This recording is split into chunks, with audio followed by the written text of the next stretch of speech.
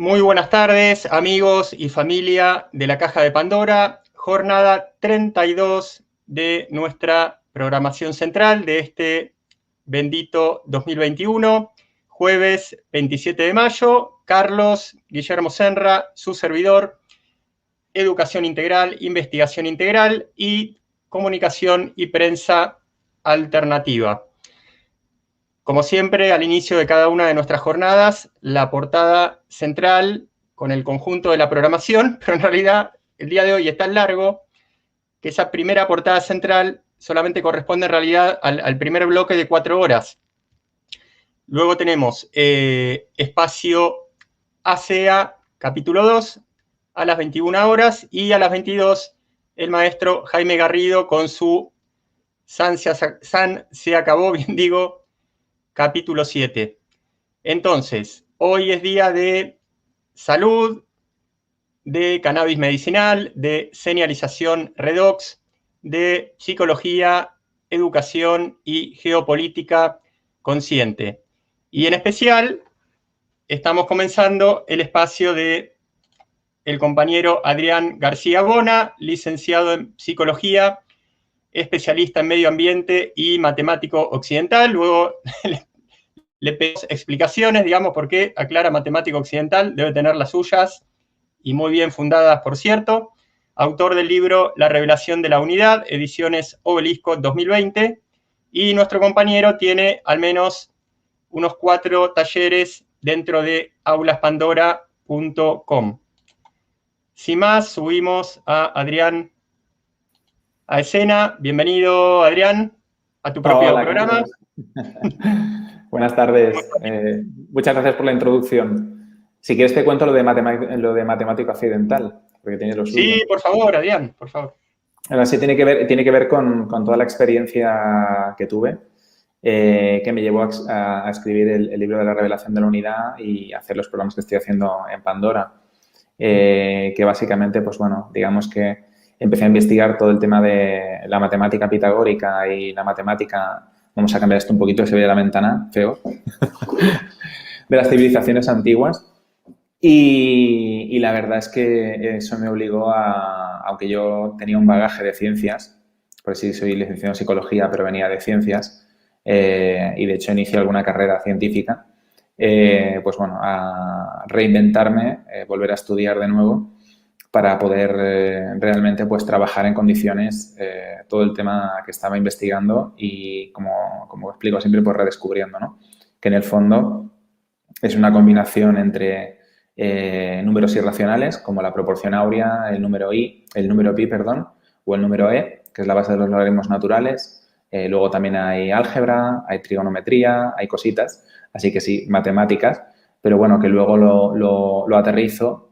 Todos los que me siguen ya lo saben, para redescubrir toda esa sabiduría, toda esa sapiencia de las civilizaciones antiguas, en especial las más grandes, ¿no? Como puede ser Sumeria, Egipto, las civilizaciones precolombinas y demás, ¿no? Que puede ser la India, China, etcétera, etcétera. Muy bien, Adrián. Me haces acordar que en su momento transcurrí por tener que aprender esto de la serie de Fibonacci, de la proporción áurea, del número mágico, en mi caso relacionado sobre todo con la música académica, pero además, cuando estudiaba música tuve una feliz profesora que nos daba una feliz materia que se llamaba Historia de las Artes Plásticas. Me acuerdo que nos explicaba a veces el tema de la proporción áurea en relación al arte. Inclusive una vez nos habló de un libro, La proporción áurea, en el caballo, especializado en aplicaciones digamos, al dibujo artístico de caballo, y yo se lo pedí a la buena profesora y era una cosa increíble. Cómo es que pensamos que somos, no sé de qué manera, pero que en definitiva, o sea, de acá hasta acá hay una proporción que es la misma que de los dedos al codo, que de la punta de los dedos al hombro, y todo ese tipo de cosas tan apasionantes. Así es. En realidad lo que yo vengo explicando es eso precisamente.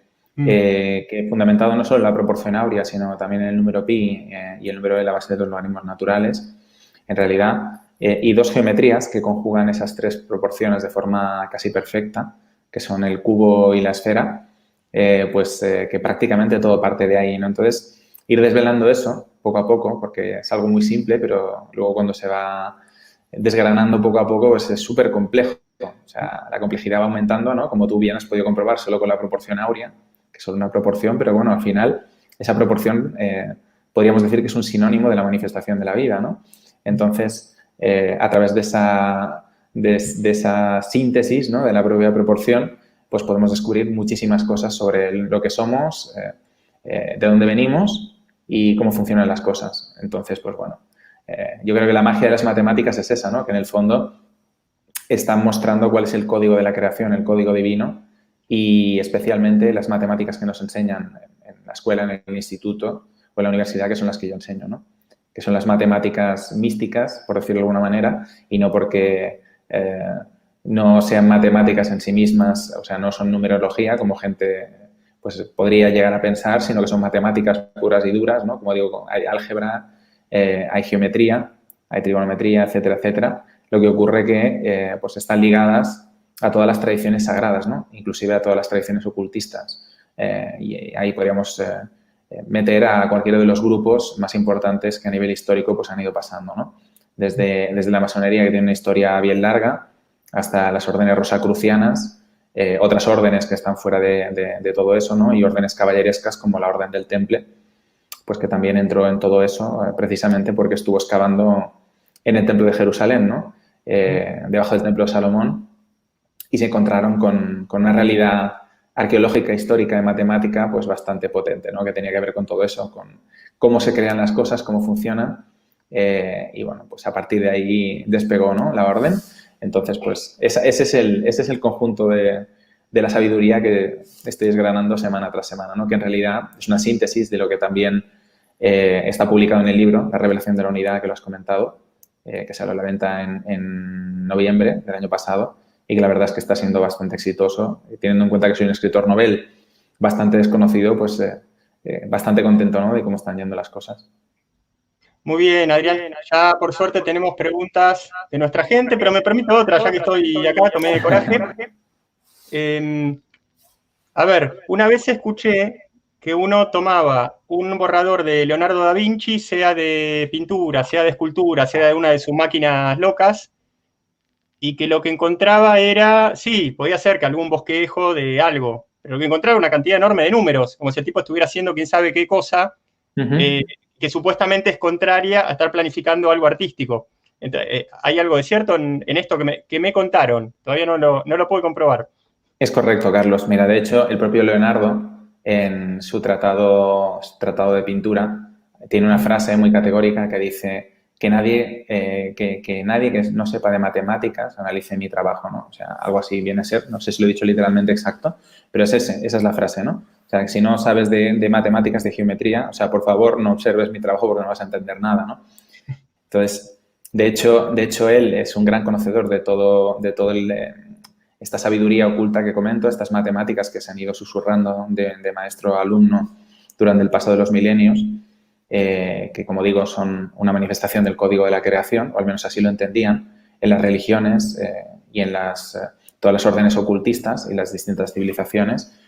Y entonces, claro, pues Leonardo, que ya sabemos que hay un espacio en blanco en la historia de Leonardo importante, en su juventud, ¿no? Que no se sabe exactamente dónde estuvo, qué hizo, dónde fue y tal, pues evidentemente fue formado y luego además tuvo acceso porque de sus benefactores, entre sus benefactores importantes se encontraban los Medici, los Sforza, familias nobles que estaban muy ligadas a esas órdenes ocultistas, pero también incluso a las casas reales y también al Vaticano, ¿no? Con lo cual tenían acceso a información que el resto de los mortales no tenemos de forma habitual. Y entonces Leonardo pues, fue una persona especialmente privilegiada. Y si tú, por ejemplo, hoy en día se está redescubriendo el trabajo de Herón de Alejandría, uno de los grandes ingenieros de la historia de la antigüedad, pues realmente pues Herón era una persona que, por ejemplo, ya había inventado los principios de la máquina de vapor. Entonces, todo eso Leonardo lo plasma en sus libros, pero no quiere decir que lo descubriera él. Quiere decir que él estuvo bebiendo de fuentes que la mayoría de los mortales desconocemos, evidentemente. Entonces, pues bueno, esa es la historia, ¿no? Pero es cierto que fue un maestro, no solo de pintura, y de esta manifestación de todo ese código a través del arte, sino también digamos, en plasmar el símbolo de todo eso, ¿no? Y, de hecho, El hombre de Vitruvio es una de sus obras cumbre, precisamente por eso, ¿no? Porque es una evidente construcción geométrica matemática, pero que tiene mucho que ver con ese código que estoy comentando y que precisamente en el libro pues hablo ampliamente de ello, ¿no? Muy bien, Adrián, la primera pregunta de nuestra gente y te dejamos con aquello. Muy bien. Porque se busca que, digamos, matematizar la realidad a través de los libros denominados sagrados. Matematizar. ¿Por qué se busca? No acabo de entender muy bien la pregunta. No sé si es que se refiere a una experiencia que he tenido eh, cuando habla del tema de los libros sagrados, pues no entiendo muy bien. O sea, si la pregunta se refiere a que en los libros sagrados se ha estado trabajando con el tema de los números, pues eso tiene una explicación muy simple.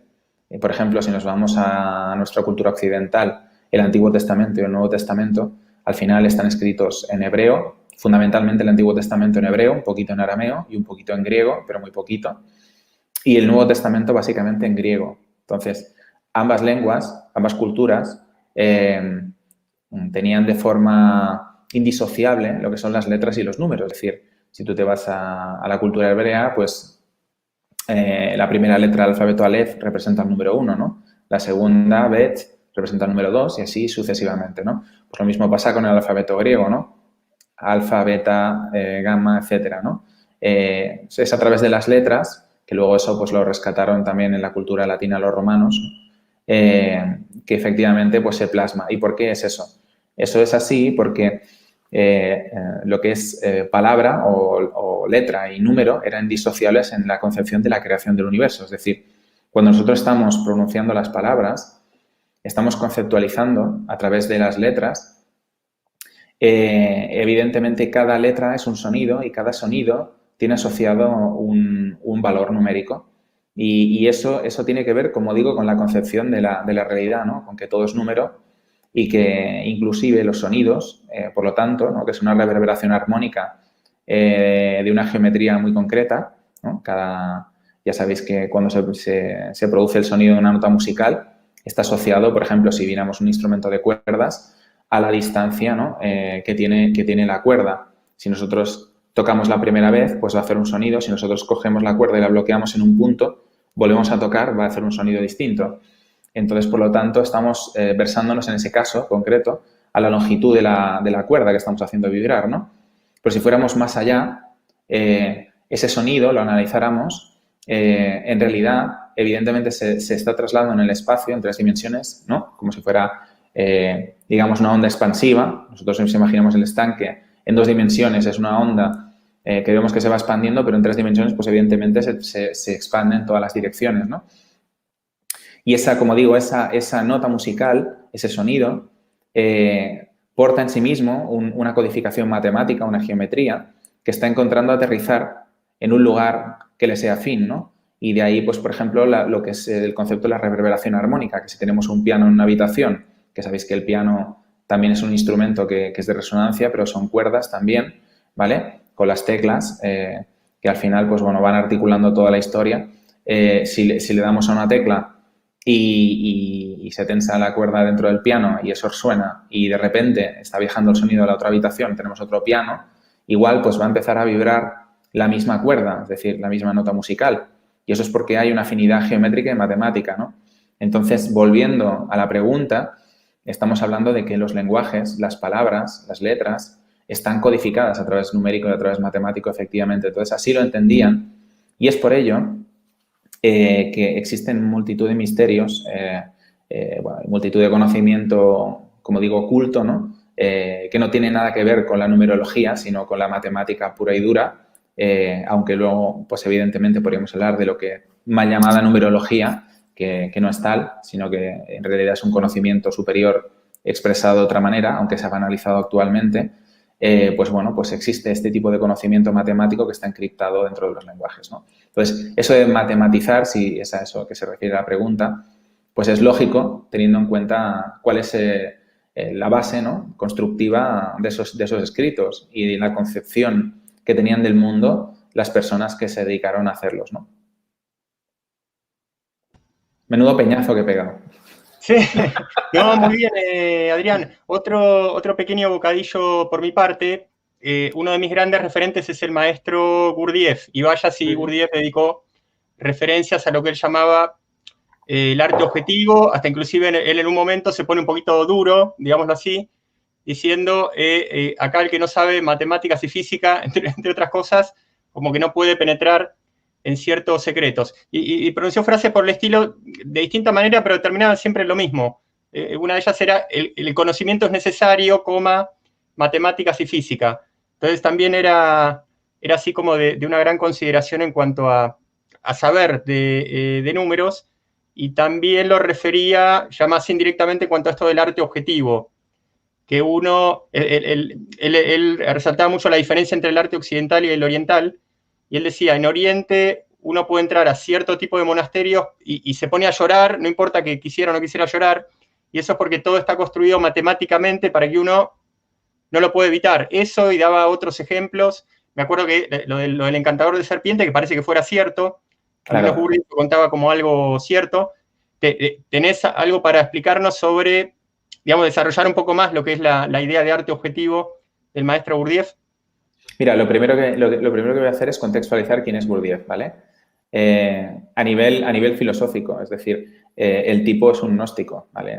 ¿Qué son los gnósticos? Los gnósticos son aquellas personas que estudian en el arte sagrado, es decir, todo lo que estamos hablando ahora, ¿no?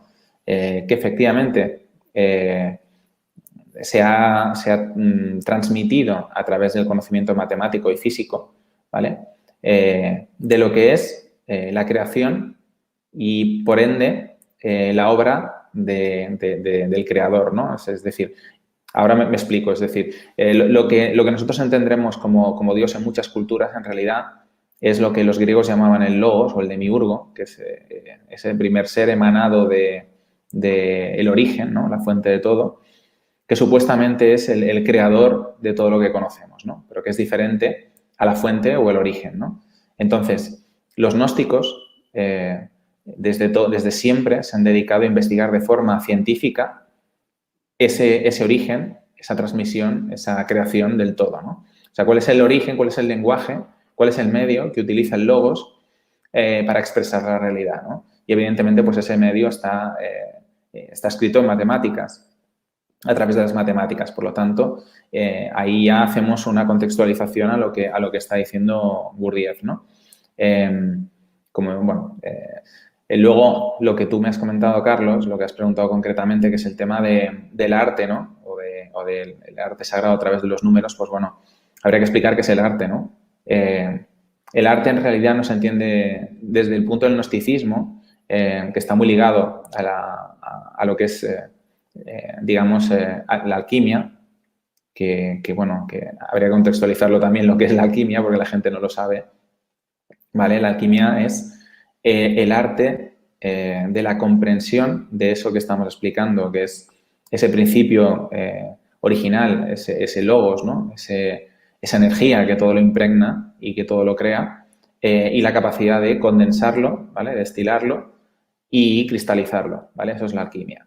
Y que no tiene nada que ver con la química, en todo caso está relacionado con la física, ¿vale? Pero eso es otro debate. Entonces, cuando se habla de arte, cuando un gnóstico está hablando de arte, no te está hablando del arte profano, sino te está hablando del arte sagrado, que es el arte, es la capacidad precisamente de capturar parte de esa esencia a través de la manifestación de lo que está haciendo, ¿no? Ya puede ser, por ejemplo, una construcción de un templo, o ya puede ser una obra de arte entendido como el concepto moderno, pero que está encriptando ese conocimiento y por lo tanto lo está reverberando, ¿no? Entonces, esa sería un poco la explicación de lo que tú comentas, Carlos. Muy bien, Adrián. Más intervenciones de nuestra gente, en este caso de nuestra querida Lilia. A ver, una persona desde la infancia ha tenido facilidad en entender las matemáticas como el álgebra, etcétera. ¿Es que el alma ya se estaba preparando para esta vida y comprender mejor por esa herramienta quién es Dios?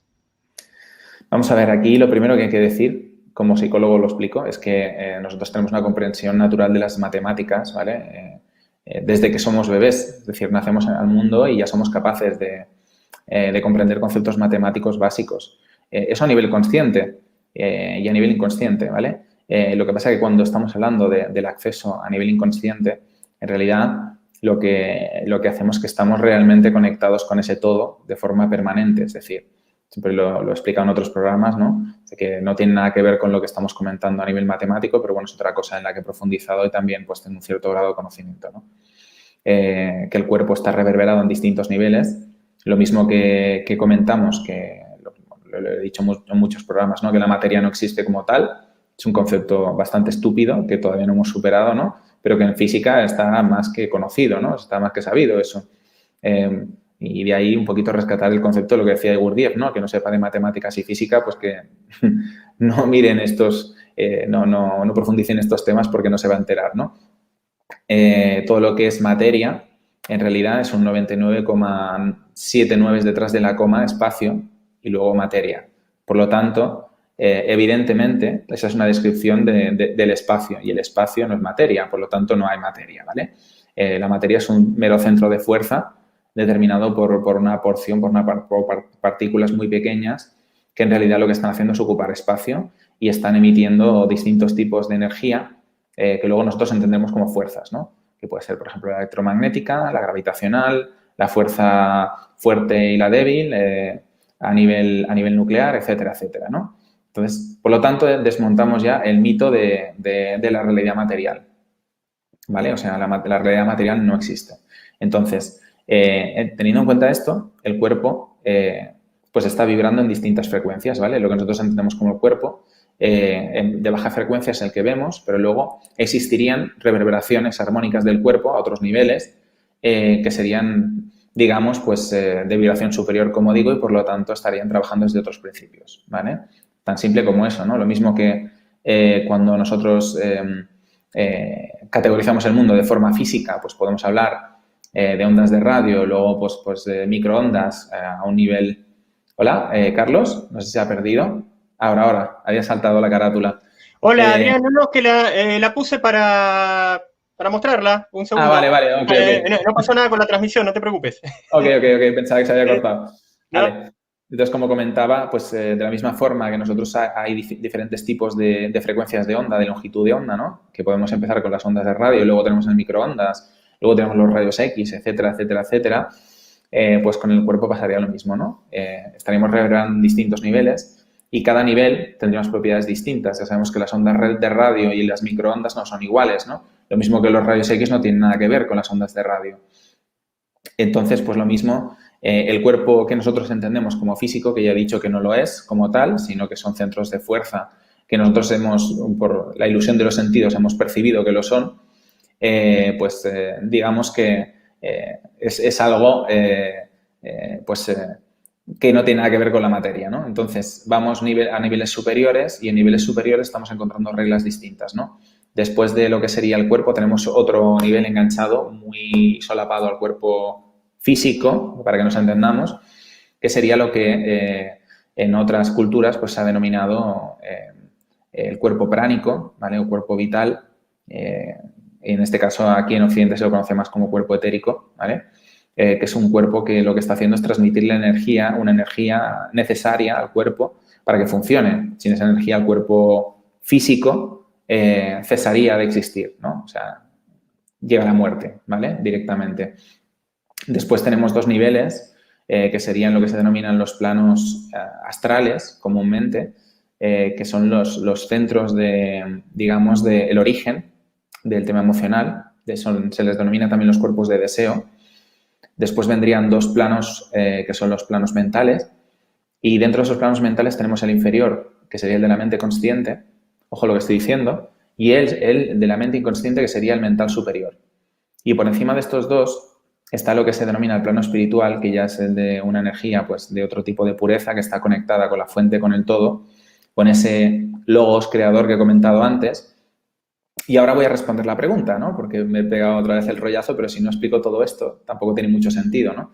Entonces, en realidad, cuando hablamos de que estamos estaríamos más o menos preparados para entender las matemáticas, en realidad lo que ocurre es que nuestra mente inconsciente se está conectando constantemente con esa fuente primordial. Y esa fuente primordial comprende, o sea, básicamente es la fuente, el origen de las reglas matemáticas y de los números, etcétera, etcétera. Por lo tanto, o sea, nosotros ya lo comprendemos todo. Lo que pasa es que no somos conscientes de ello. Eso es lo primero, ¿no? Pero si una persona, por ejemplo, se le enseñan distintas imágenes, es capaz de determinar sin ningún tipo de duda qué le parece más bello o menos bello, y luego eso tiene una contrapartida a nivel matemático, a nivel aritmético, a nivel geométrico, etcétera, ¿no? Por ejemplo, a nivel de análisis de la proporción áurea, que tú comentabas antes, Carlos, somos perfectamente capaces de distinguir las personas que se asemejan más a la proporción áurea y las percibimos como más bellas. Y eso se ha demostrado en múltiples estudios, ¿no? Entonces, ¿cómo es posible si nosotros no hemos estudiado la proporción áurea, ¿no? Y no, en teoría no la conocemos de forma consciente, que eso lo seamos capaces de reconocerlo, ¿no? Pues esto ocurre por lo que estoy explicando, ¿no? Porque en realidad siempre estamos conectados a esa fuente y estamos conectados a ese conocimiento. O sea, nunca hemos estado desconectados. Ahora bien, si a nivel consciente encima, de forma natural, tenemos facilidad para entender el álgebra y demás, pues pueden ocurrir dos cosas, ¿no? Pues que esa conexión sea muy fluida con los planos que están encima, ¿vale? Y por lo tanto, dentro de esa conversación somos capaces de hacer preguntas y responderlas nosotros mismos, como digo, con una cierta fluidez. O dos, y esto ya es un tema que tiene que ver con las creencias filosóficas de cada uno, pero está relacionado con todo lo que estoy explicando, si entendemos que, digamos, el cuerpo físico cuando cesa de funcionar, porque digamos que se apaga la energía vital de ese cuerpo pránico, ¿no? Ese cuerpo vital que le está dando pues ese chute de gasolina, ¿no? Que necesita para poder tirar, pues eso es a lo que denominamos muerte, pero luego en los otros planos el cuerpo continúa en funcionamiento, ¿no? Entonces, pues bueno, según las enseñanzas de distintas filosofías, tanto orientales como occidentales, pero en este caso místicas, ¿vale? Aquí en Occidente, pues bueno, tendríamos todo lo que es la tradición Rosacruz, que lo explica muy bien esto. En realidad, el cuerpo no cesa de existir, ¿no? El cuerpo en otros planos de existencia. Entonces, en un momento dado, esa energía de otros planos superiores que está reverberada vuelve a encarnar en un cuerpo físico, ¿no? Y entonces, hay veces que somos capaces de acceder a la información de otras vidas o de otras encarnaciones materiales con mucha más facilidad, ¿vale? Entonces, pues bueno, hay todas esas posibilidades que están en danza unas con otras, conjugándose y bueno, pues ir alternándose, ¿no? Muy bien, Adrián, otra compañera con esta inquietud. ¿Cuál sería la complementariedad entre el nombre de Dios, Yud, Hei, Yad, de valor 26 y el de Sadai de valor 314? Mira, lo primero que hay que entender es qué significa cada uno de esos números, ¿no? Eso como, bueno, lo he comentado en varios programas, pero aparte está súper bien explicado en el libro, muy bien desarrollado, ¿vale? Voy a hacer una explicación muy rapidita, ¿vale? Ya sabemos que el valor de Shaddai, que es 314, se está refiriendo al número pi, ¿vale? Sin embargo, el valor del nombre en este caso del Logos, o sea, decimos de Dios, pero en el propio misticismo, en la propia Cábala, ya se entiende que el tetragramatón, el Yod-He, Vav-He, Yahvé, no es Dios, sino que es el creador, ¿vale? Son cosas distintas, porque al final la fuente primordial de todo es Ein Sof, ¿vale? Y ese logos, pues luego parte del segundo principio, que es el Ein Sof Aur, que es cuando se crea la luz, ¿no? La primera emanación luminosa, y de ahí emana el primer ser, ¿no? Que es el creador después. Entonces, después de contextualizar, ¿vale? Esa afirmación, lo que voy a decir es que ese valor 26 tiene un principio importante, que es un principio geométrico, ¿vale? Que lo he explicado en algún programa también, y eso lo conocían también los griegos y otras civilizaciones, ¿vale? Está representado en todas las civilizaciones de la historia, las grandes, y es que el valor 10 en la cultura hebrea se considera que es la emanación Yod, es la emanación, digamos, primordial de energía directa del creador, de ese tetragramatón, ¿vale? Y He Bab He sería una energía como más densa que ya está manifestándose en un plano más cercano al físico, ¿vale? Entonces, Lo que ocurre es que si esto lo llevamos a la geometría, como digo, tenemos una proporción que mide 10 y luego en vertical una línea que mide 10 y luego tenemos una horizontal que mide 16, que es una suma de las otras tres letras, G bar G, ¿vale? Y ese es el principio con el que se construye la Gran Pirámide, por ejemplo, y explico por qué. Porque si nosotros cogemos esa base y la convertimos en un cuadrado, ese 16, lo multiplicamos por 4, es 64, ¿de acuerdo? Y entonces ahora nosotros queremos igualar el perímetro de ese cuadrado al perímetro de una circunferencia. Este es el típico problema que históricamente los egipcios y otras civilizaciones han denominado la cuadratura de la circunferencia, ¿vale? Entonces, lo único que tenemos que hacer es coger y la fórmula del perímetro de una circunferencia es 2pi por r, ¿vale? Tan simple como eso. Entonces, cogemos ese 64, que es el perímetro del cuadrado, ¿vale? Veis que estoy hablando de matemáticas, ¿vale? Pero estamos hablando también de mística, de metafísica. Y ese 64 lo que vamos a hacer para poder averiguar el radio de la circunferencia que yo tengo que dibujar, lo voy a dividir entre 2 y entre pi, ¿vale? Y si esa división la hacemos, resulta que nos va a dar aproximadamente 10,1, ¿vale? Es decir, el número entero más cercano para que eso se produzca es 10.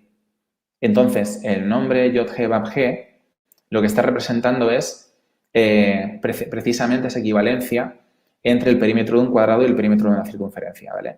Y todo eso, ¿para qué?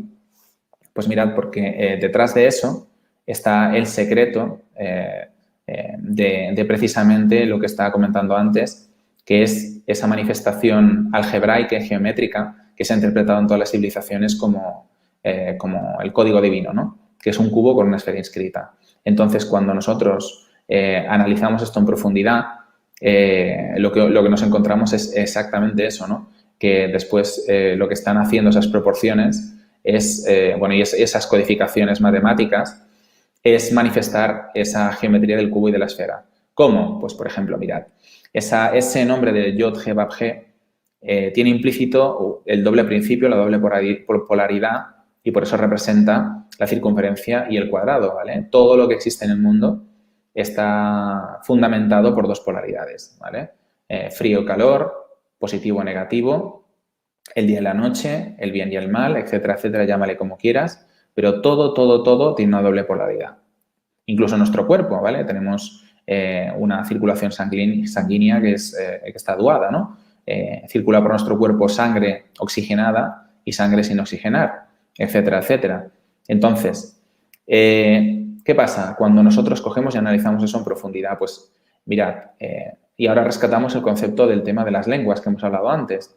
Si uno se va a analizar la lengua hebrea, el nombre de padre y de madre, resulta que precisamente el nombre de padre, que es 523, es la proporción que explica el cálculo desde el área de un cubo al área de una esfera inscrita o desde el volumen de un cubo al volumen de una esfera inscrita, ¿vale?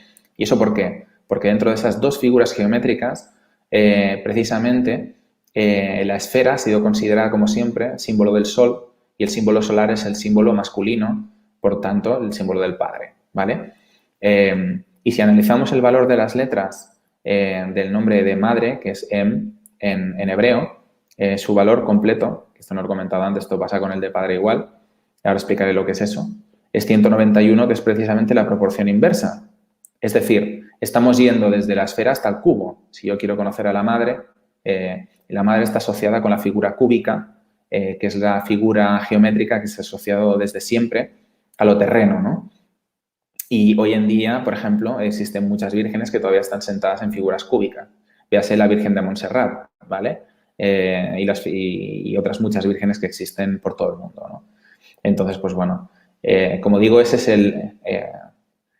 todo el rollo que existe detrás de esa relación entre el número 26, que es Yod-He-Vav-He, y el nombre de Shaddai, ¿vale? Que es 314, que Shaddai, en hebreo, significa el que pone límites o quien pone los límites, ¿vale?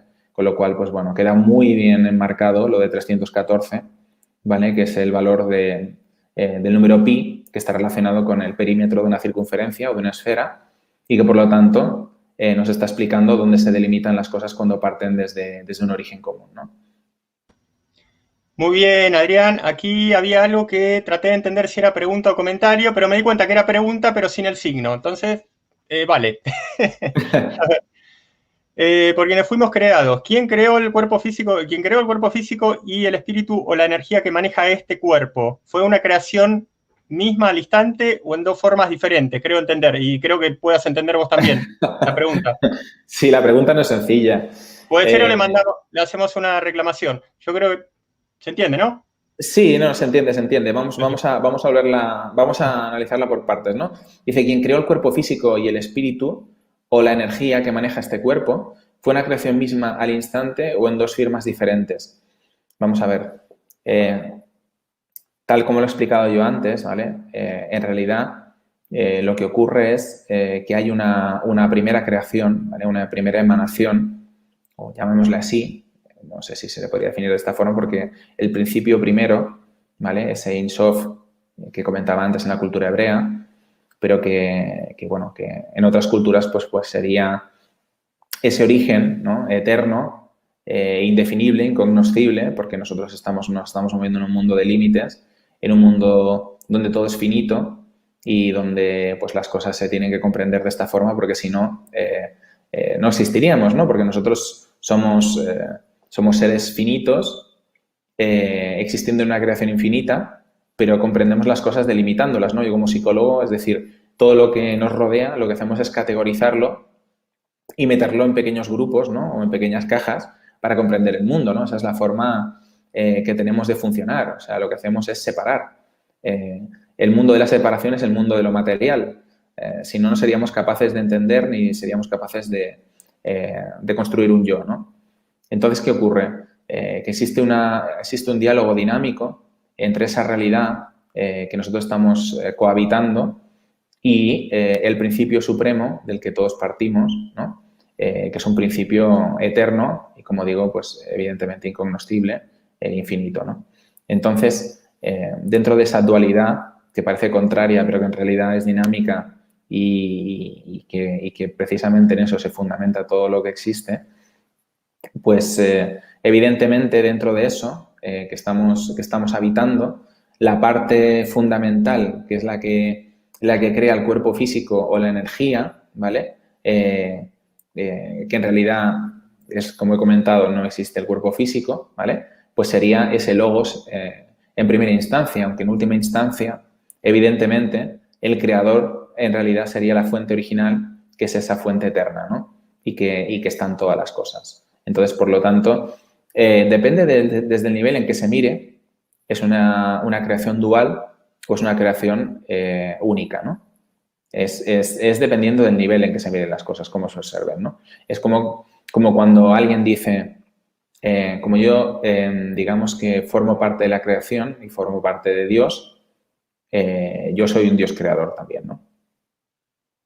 Es una afirmación un tanto osada, ¿no? Porque al final es como si nosotros tenemos nuestras células en el cuerpo, ¿no? Y una de mis células dice, yo soy Adrián, ¿no? Y yo, por lo tanto, tomo el control. Hombre, pues va a ser que no. Es un tema de nivel, ¿no? Precisamente ese tipo de afirmaciones lo que hacen es alejarnos de los principios que nos permitirían ascender a nivel espiritual y ser mucho más competentes, ¿no? Esto tiene mucho que ver con lo que comentaba Gurdjieff, ¿no? En el fondo, hay que ser muy conscientes del lugar que estamos ocupando. Entonces, en el momento en que realmente somos capaces de comprender en profundidad cuál es el lugar que estamos ocupando, es cuando realmente podemos avanzar, ¿no? Podemos crecer. De otra forma, lo que estamos haciendo es engañarnos, ¿no? Entonces, digamos que dentro de todo ese conocimiento y de todo ese trabajo espiritual, es fundamental saber ubicarse correctamente, ¿no? Saber entender bien dónde estamos. Muy bien, Adrián. Luego más adelante la compañera se disculpó por no haber puesto el signo de interrogación. No, no tiene Aquí nos importancia. saluda. ¿Cómo? No tiene ninguna importancia. Aquí. No, yo voy a un pequeño trabajo de paleografía, pero no importa, es entretenido. Aquí, mirá, nos saludan desde California. No recuerdo que nos hayan saludado de California. Muy, Saludos. Saludos, muy Sandy. interesante. Lugar sagrado si los hay por allá. Qué raro que haya que decir un lugar sagrado en los Estados Unidos, pero viste que por ahí derivó todo el nacimiento del yoga en los Estados Unidos, por ahí cayó Yogananda, o al menos todo lo relacionado con él y otras cosas más. Pero fíjate, A ver, Carlos, perdona que te interrumpa, Carlos, pero fíjate que eso es importante porque sí. Estados Unidos precisamente tiene una cultura del materialismo muy marcada, pero por otro lado, tú sabes que estamos hablando todo el rato, antes he comentado lo del tema de la dualidad, ¿no? Entonces existe esa dualidad entre materia y espiritualidad. Y por lo tanto, dentro de la propia Estados Unidos tiene que existir un contrapeso potente a lo que es el dominio dentro de todo el país, ¿no? Esto es como el yin y el yang. La otra polaridad nunca desaparece, siempre está latente, ¿no? Entonces, cuanto más se impone una polaridad, más energía potencial acumula la otra, ¿no? Entonces, California precisamente es un centro de acumulación de energía potencial en el otro polo.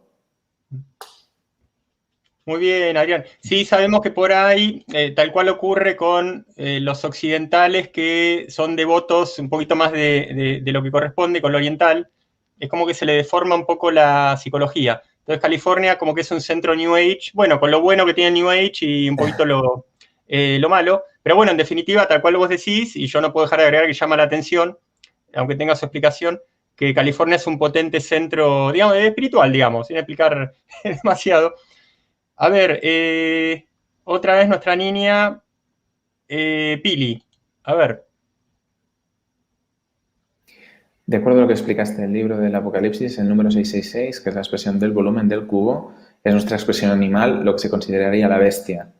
Sí, efectivamente. Bueno, al final piensa Pili que todo son analogías, es decir, todo lo que es la ciencia sagrada, la ciencia mística, se ha traducido siempre o se ha funcionado a través de las analogías. Y esto es una enseñanza importante porque en realidad la creación funciona así, a través de las analogías, es decir, parte de un principio abstracto o principios abstractos muy fundamentales, muy básicos, pero que luego tienen una gran capacidad de adaptación al contexto, es decir, de buscar la forma de manifestarse más adecuada en cada momento, ¿no? Y en cada lugar. Entonces, pues imagínate que el cubo y la esfera son un principio de la creación, pues si nosotros observamos nuestro cuerpo, ¿vale? Realmente tenemos ese reflejo, esa analogía, se produce de forma duplicada, ¿no? Si nos fijamos en la cabeza, que es la parte más elevada del cuerpo, tenemos 7 orificios. Tenemos los ojos, la nariz, con 2 orificios y las 2 orejas. Y al final la boca es el 7º orificio, porque es el único que no está duado. ¿Y qué es la boca? Pues la boca representa precisamente la esfera, que es dentro de esa geometría, la parte espiritual, ¿vale? Que nos permite emitir sonidos, que ya he explicado antes lo que es el sonido y cómo está relacionado con las matemáticas, pero que en realidad hay algo que no he comentado, que es que cuando nosotros estamos pronunciando palabras, estamos trabajando con los planos superiores, con los mentales, y por lo tanto estamos muy cerca del plano espiritual, es decir, estamos traduciendo energía de un plano muy elevado a plano físico, que es el plano más denso. ¿A través de qué? A través de la vibración, a través del sonido, ¿vale? Entonces, evidentemente esa capacidad es mucho más potente cuando se impregna de emoción. No siempre hablamos con emoción, pero cuando es así, pues estamos consiguiendo hacer descender esa energía de planos superiores de forma mucho más potente, ¿no? ¿Y qué sería de la palabra si no tuviéramos capacidad de ver, escuchar y respirar, ¿no? Fíjate cómo funcionan las cosas a nivel de analogía, porque el aire, que está considerado el elemento espiritual dentro de los 4 elementos, fíjate que la nariz, que es el órgano a través del cual estamos respirando, es un órgano que está posicionado en vertical y, sin embargo, los ojos y los oídos están posicionados en horizontal.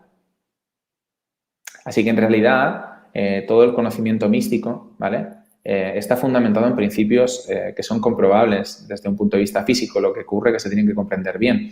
Y, por lo tanto, las analogías son el gran secreto, el símbolo, es la forma constructiva del logos, ¿vale?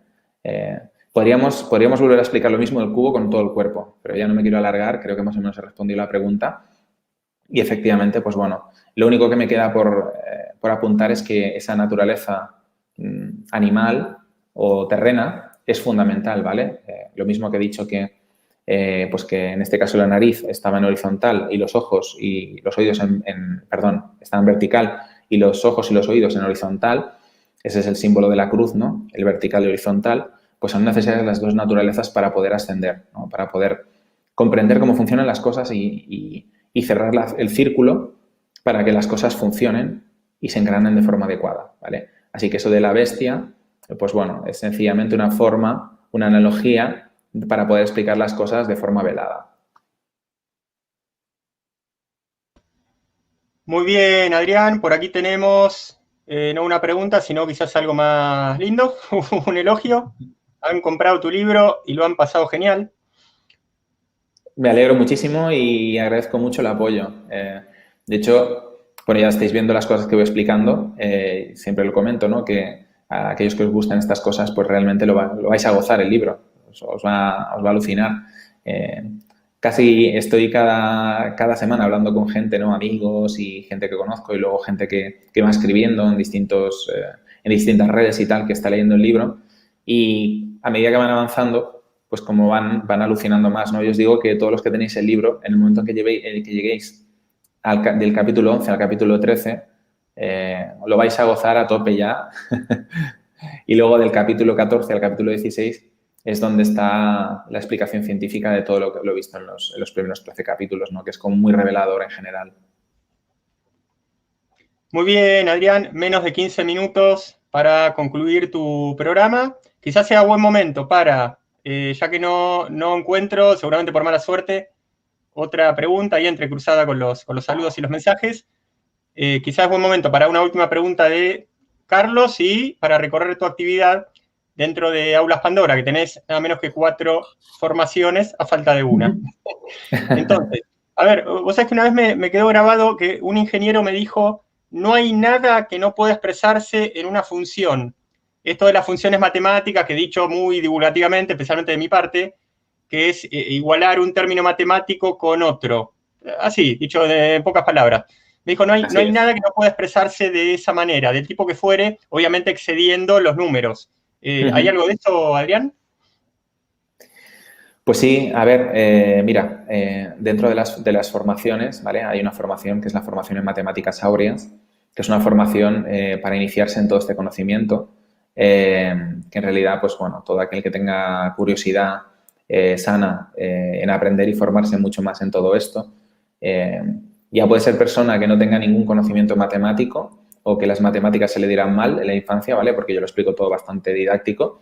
O puede ser alguien que en realidad pues, haya estudiado alguna licenciatura relacionada con el tema matemático, pues un ingeniero, un arquitecto, etcétera, que quiera comprender mejor cuáles son los principios matemáticos fundamentales que lo rigen todo, ¿no? Esa es la formación de matemáticas áureas. Y luego hay una formación que está en dos opciones distintas, que es la formación crisálida, que es una formación que versa más en el manejo de ese conocimiento que he comentado antes, de la comprensión de cómo funcionan esos cuerpos energéticos en distintos niveles, porque el cuerpo físico quizás lo conocemos un poquito más, pero el resto de cuerpos no. Cómo podemos, digamos, que maximizar el rendimiento de todos ellos de forma que seamos capaces de articular un descenso de la energía de los planos más altos hacia abajo, ¿no? Porque en realidad cuando, digamos, tenemos problemas en este plano es porque procede de los otros, es decir, en realidad los conocemos de forma profana, ¿no? Yo como psicólogo podría hablar de la inteligencia, podría hablar de las emociones, etcétera, ¿no? Pero sin embargo, pues a mí nadie me habló de la energía pránica, ¿no? O del plano etérico, o del plano vital. Y tampoco comprendía muy bien cómo engranaban todo lo que es esos planos mentales exactamente, ¿no? Hay un montón de teorías psicológicas, pero quizás gente que realmente llegó a conocerlo en profundidad, pues te encuentras a gente como Carl Jung y demás, ¿no? Pero en realidad en este curso en Crisálida lo que hacemos es trabajar desde un punto de vista multifactorial la aproximación al conocimiento de todos estos planos, ¿vale? Y cómo se puede, de forma muy práctica, en tu día a día, conseguir maximizar, digamos que el funcionamiento de todos ellos, ¿no? Entonces hay una parte que está instrumentalizada con mi conocimiento de psicólogo, luego hay otra parte en la que se aplican técnicas tanto de proyección como de visualización, que viene más de lo que es el conocimiento, podríamos decir, esotérico o místico, especialmente de lo que sería la fuente Rosacruz, ¿vale? Y todos son técnicas que yo llevo practicando durante años, es decir, no son cosas que yo me he sacado de la manga. Evidentemente son cosas bueno, pues que evidentemente a mí han funcionado y que puedo dar fe que no soy el único que las ha practicado, sino que proceden de una tradición milenaria, ¿no? Y entonces, bueno, también hay otro componente que es fundamental, muy importante, que es el tema de la alimentación. Es decir, somos lo que comemos, ¿no? Entonces, hay un punto importantísimo en todas las tradiciones místicas y esotéricas, que es que realmente si queremos alcanzar nuestra cúspide, nuestro punto máximo a nivel energético, pues tenemos que ser capaces de manejar el ámbito alimentario, ¿no? Entonces, hay distintos parámetros que hay que conocer. Entonces, pues Nadia, que es una gran profesional del tema de la alimentación y de todo este conocimiento, que es mi mujer también, pues bueno, ha introducido toda esa parte en el curso y hay todo un plan, digamos, de desintoxicación práctico con todo tipo de consejos para poder conseguir, como digo, entrar en la práctica en las condiciones adecuadas. Y después también hay una guía de cuáles son los alimentos que nos proporcionan más energía en ese cuerpo que hemos dicho que es el cuerpo pránico vital, que es el que está más enganchado en el cuerpo físico, que procede especialmente de todo lo que es el conocimiento de la Ayurveda, ¿vale? Pero que nos va a ayudar a poder engranar esa energía en ese nivel, ¿no? Y bueno, como digo, pues en realidad es un curso muy, muy interesante que nos va a ayudar sobre todo a maximizar nuestros niveles de energía, a mejorar la capacidad de comunicación entre los distintos niveles, emocional, mental, vital y físico, y a dar coherencia pues a nuestra forma de entender y ver el mundo, ¿no? Que eso yo creo que es absolutamente fundamental. Entonces, Crisálida se puede hacer en dos modalidades distintas, una es la básica, que lo incluye todo lo que he comentado, pero luego además existe una segunda modalidad con unas tutorías personales conmigo, en las cuales pues se va a aprender a utilizar la energía de esos cuerpos, en concreto van derivando esa energía baja en vertical y aterriza en el cuerpo etérico, como he dicho, en el cuerpo vital.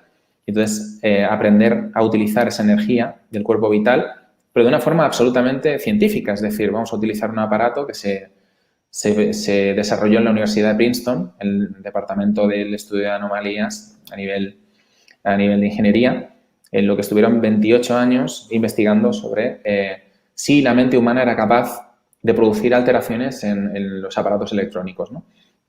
Y entonces, pues bueno, evidentemente durante 28 años estuvieron demostrando que sí. Hay más de 61 estudios científicos publicados por ellos, por el PIR, que así se llamaba el Laboratorio de Ingeniería de la Universidad de Princeton.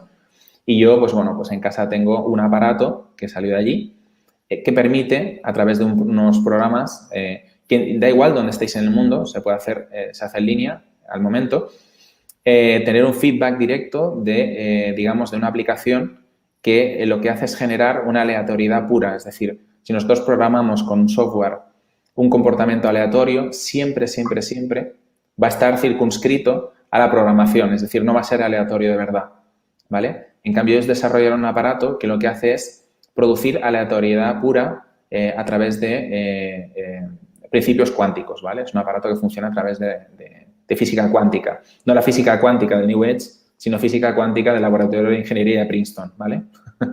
Entonces, eso se traduce en un software que lo que se ve en pantalla, creo que no sé si hay alguna imagen ahí, pero si pulsas en las... Ahí, mira, esa imagen que tienes ahí, Carlos, si la puedes ampliar, que se ve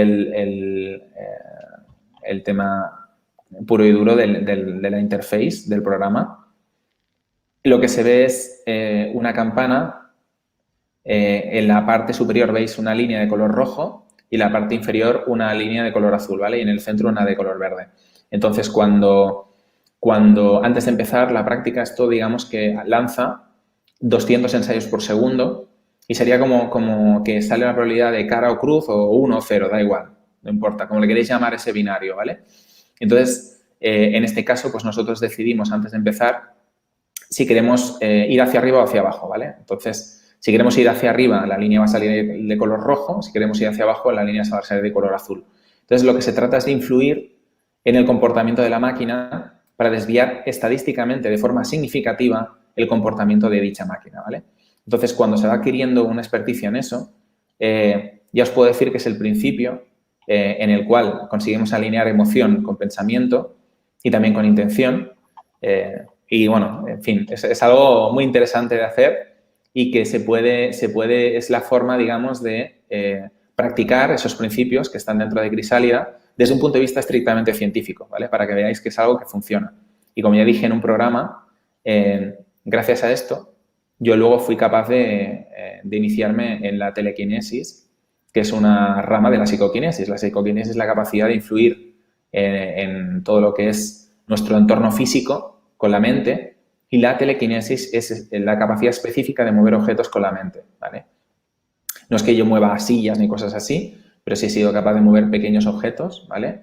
Y es algo que te puede romper los esquemas de forma muy profunda, ¿vale? Porque al final lo que ves es que efectivamente la materia está supeditada a la energía, que realmente, como he dicho, la materia no existe, sino que todo es energía, ¿no? Y que básicamente nosotros somos capaces de instrumentalizar esa energía.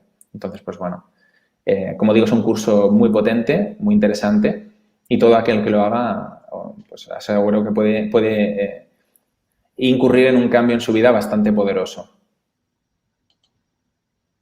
Muy bien, Adrián. Recorrimos todas tus actividades en Aulas Pandora, a solo 2 minutos de dejar ya una placa que anuncie la entrada de nuestro próximo programa relacionado con el CTFO, el nada menos que el uso medicinal del cannabis, todo un increíble universo que forma parte nada menos que de la tienda Pandora y por supuesto que de la caja de Pandora. Entonces, Adrián, por ahí preguntaban dónde se consigue tu libro. Mira, mi libro se puede comprar.